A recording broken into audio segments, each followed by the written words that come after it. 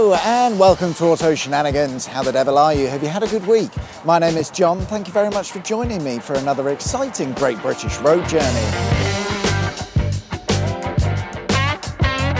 This week I've come to Essex, the 8th largest county in the country. If you need a tarmac driveway, a washing machine dumping illegally, or an uncertified electrician, then it's said that in Essex you're never more than 6 feet away from a Dave or Gary who's happy to take on the job for cash only. Only joking, he's not going to turn up. It's a nice place though. You've got Canvey Island with its oil refinery, Southend-on-Sea with its Southend, and the stunning Harlow, which is where we'll be starting today's road journey. We'll be travelling from Harlow down to Basildon, as always taking inspiration from my 1923 guidebook, period correct maps, and stopping to look at whatever the hell I feel like. Harlow then, and this was a stupid choice for 2 reasons. 1, it's Harlow. 2, when my 1923 guidebook was published, Harlow didn't really exist, or at least it was nothing compared to what it is today. Back then, Harlow, or Old Harlow as it's known today, was nothing more than a few houses and a few streets. The Harlow we all know and tolerate today was built in the 1950s and 60s as part of a massive government-led town building project. In short, after the small disagreements of 1939 to 1945, we needed houses, and a lot of them, so the government designated large areas for mass redevelopment, dubbing them new towns. The aim was to build stuff quickly and cheaply, which has resulted in a distinct aesthetic that new towns are known for. Harlow, Stevenage, Hemel Hempstead and Basildon are just a few of many fine examples. With that in mind, my 1923 guidebook considers Harlow to be nothing more than a small town with a population of not even 3,000. It points out the lovely St Mary's Church, which is still standing today, and it suggests we pay a visit to almshouses. That's all it says, almshouses. But what is an almhouse? Well, this is one. Built in around 1630, and almhouses were set up as an early form of social housing, built for those who were less fortunate than others and couldn't afford their own housing, peasants and poor people then. Back then it was usually the local church that provided such facilities, and indeed Harlow's almhouse sits right next door to St Mary's Church, a church of generic medieval origin that most likely predates the almhouse by at least 100 years. Of course, the road network around Harlow has seen some significant changes over the years. The now repurposed Netterswell Road used to be the main road into Harlow, but when the new town came along, it was abandoned and turned into a cycleway. It's said that Harlow has one of the most extensive cycle networks in the country, but I don't care. It's time to navigate our way out of Harlow, which today is easy. You just jump on the A414, but that's not in keeping with our period correct maps, which say we need to head down London Road, which we will for a short distance. Unfortunately, the route has been severed by Church Langley Way, and whilst we could pick up the original route after some diverting, I can't be bothered since we're only going to end up on the A414 anyway. Which then dumps us right onto a roundabout and junction 7 of the M11, where if you look closely you'll see a line through the trees. This old satellite image shows things a little more clearly. This is the original course or route of the road that existed right up until the M11 came along in 1975. There's a tiny piece of the original road still left in place just on the other side of the roundabout. Today it's used as access for some houses, and it's just after those houses that we'll pick up the B1393 to continue our journey along what in 1923 was known as the A11. We've got a bit of a 2-for-1 deal next with a place called Weald Redoubt. This abandoned structure was built in 1900 and was known as a mobilisation centre. At the time, certain individuals were absolutely terrified of an immediate invasion, so several of these mobilisation centres were built around the outskirts of London to be used should things go tits up. Whilst an interesting structure, it was simply used to store ammunition and equipment ready to be used at a moment's notice. That moment, of course, never came, and as you can see, the building now sits abandoned. However, the site was still used. In 1920, the Marconi Wireless Telegraph Company set up shop on 730 acres of land surrounding the mobilisation centre, and for the next 70 years, radio transmitter stuff would occur on site. At one stage, there would have been about 30 antennas dotted about the site. Their locations can be picked out on older satellite images, and the concrete bases for the guy wires still remain in place today. By the 1990s, the site was seemingly abandoned and not long after mostly demolished to make way for a golf course. The mobilisation centre survives because it's gained Grade 2 listed status as a structure of historical importance. If it wasn't for that, we'd probably be looking at 6,000 houses instead. Leaving Weald behind, it's not long before we pick up the A414, which follows the route correctly according to our old maps. It will take us into Ongar, and when you get to the 4-1 roundabout, keep an eye out for a rather amusing road sign. It's quite a famous road sign, having done the rounds on the internet since it was invented, although there are several road signs that point out Essex's best kept secret. Not this road sign, dickheads, this one. My guidebook suggests that we take a trip to see St Andrew's Church, or Greensted Church, which is found in Greensted, just to the west of Ongar. This book loves a church for some reason. I can only assume back then it was all there was to do. Anyway, as it turns out, it's a pretty good suggestion because St Andrew's Church is the oldest wooden church not only in the country, but in the world. Yeah, don't worry about the bricks. Whilst it has seen some modification and restoration work over the years, its internal timber structure has been dated to 1085, hence the claim of being the oldest wooden church. But to be honest, a lot of its structure has been replaced over the years. There's only a few small parts of the original church still left. Our journey takes us down the A128. Finally, some maps and road numbers that make sense. It was known as the A128 back then, and it still is, or Brentwood Road if you prefer.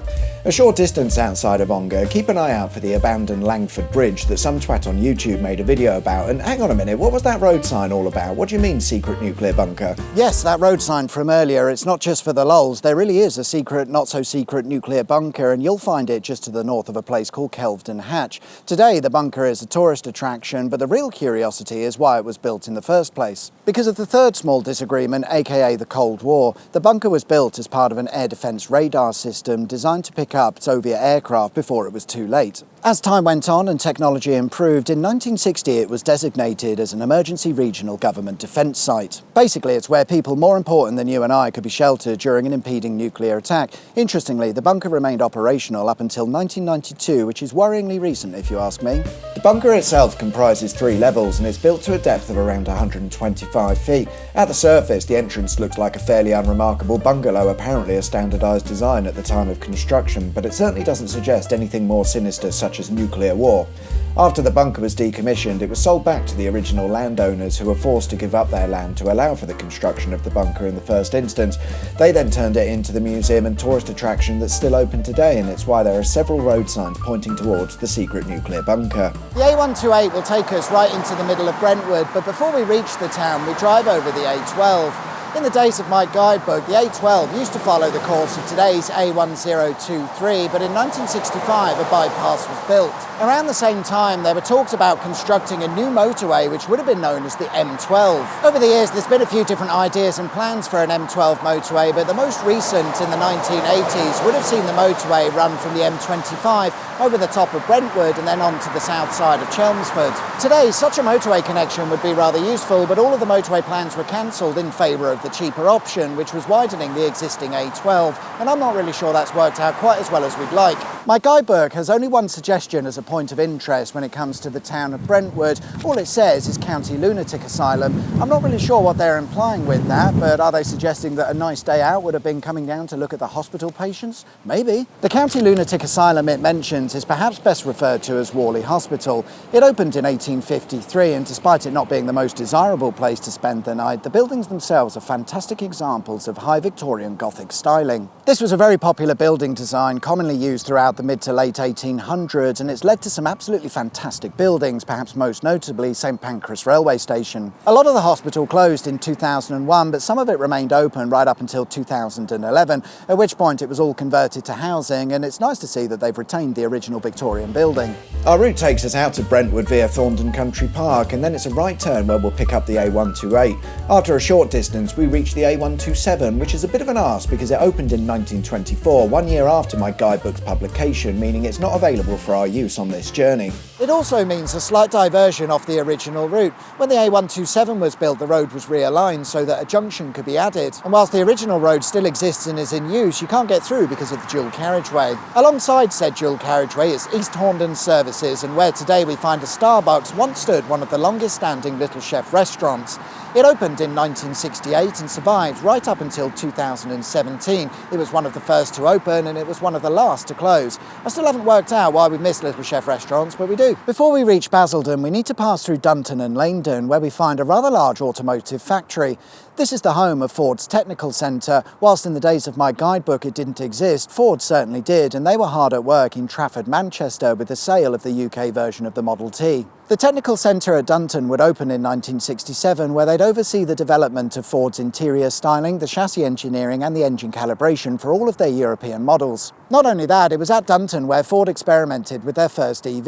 In the year 1967, they produced a car that was capable of doing 25 miles per hour, had a range of about 35 miles, and it weighed 550 kilograms. They called it the Ford Commuter, or Commuter if you're from Essex, and it was a small city car designed around a lead-acid battery system. Of course, today the figures produced by the Commuter are not particularly exciting, but the concept is, what we don't need are large, heavy SUV-type cars capable of doing 0 to 60 in 1.8 seconds. We need small, lightweight, fun-to-drive cars, and with today's modern battery technology, I'm not really sure why we haven't achieved that yet. Come on, Ford, you can do it. Get rid of that SUV nonsense. In the interest of balance, Dunton was also home to Ford Team RS. The RS Escort Mexico, RS Turbo, RS Cosworth, the Focus RS, the RS 200, the Mondeo ST 220, Focus and Fiesta ST, they're all but a few of the legendary Ford models engineered here in Essex. And it might go some way to explaining the boy racer stereotype that's attached to certain residents of Essex. It turns out they all worked here making cars go whooshka. These days, Ford are busy laying off 1,300 members of staff because ironically they're focusing on EV cars. Hello, your first EV was developed here at Dunton. Our final destination is Basildon, and I think I've messed up here because my guidebook makes no mention whatsoever of Basildon. As far as it's concerned, it doesn't exist. And annoyingly, it's kind of right. Much like Harlow, until the 1960s, Basildon was nothing more than a street with a few houses. Today, the population in Basildon is 115,000, but back then it was probably, I don't know, 8? Not 8,000, 8. I believe today that the only surviving building from Basildon of yesteryear is the Holy Cross Church found on Church Road. If you follow Church Road along heading to the north, you'll find a footpath which until the mass redevelopment of the area was one of the main roads into Basildon. I say main road, it was probably more like a dirt or farm track. And there we are then guys, that's all we've got time for this week. Thanks very much for watching, I hope you liked the video. If you did, there is of course a button specifically for that, and if you haven't subscribed already, please consider doing so. That'd be wicked sweet awesome. Enjoy the rest of your week, whatever it is you get up to. My name's John, you've been watching Auto Shenanigans, and I'll see you guys next time for another exciting Great British Road Journey. Until then, take care, bye bye.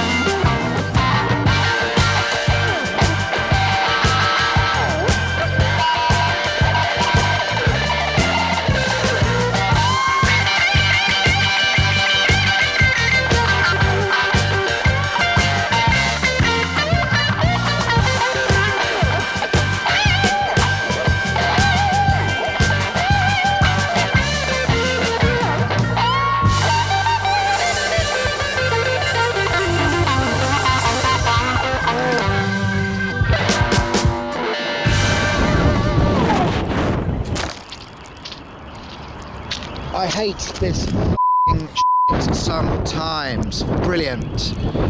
Brilliant, f***ing great.